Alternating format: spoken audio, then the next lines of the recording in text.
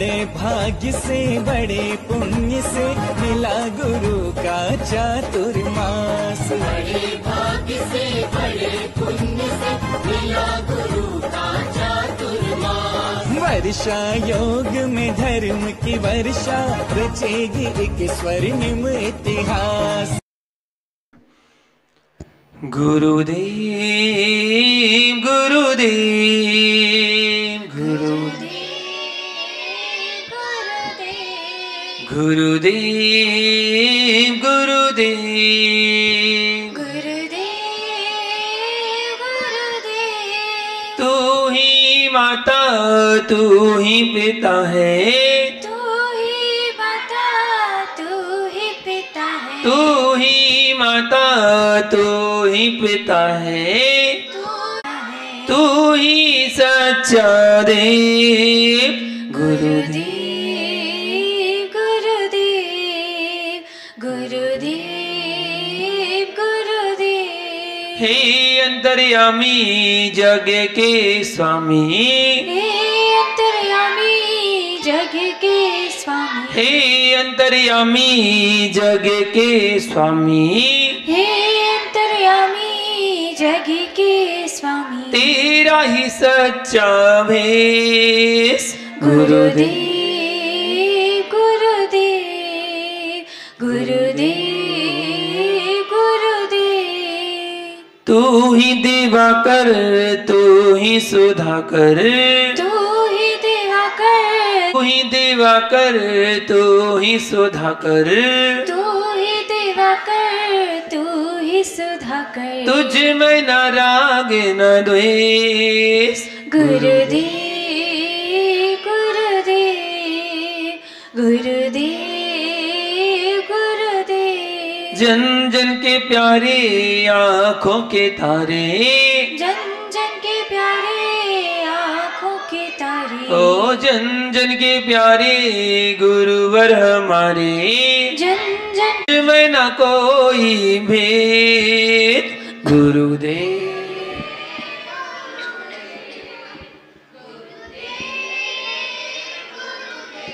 गुरुवरियाना पारी लगाना, गुरुवरियाना पार लगाना, गुरुवरियाना भूल न जाना, गुरुवरियाना भूल न जाना, चाहे हो कोई देश।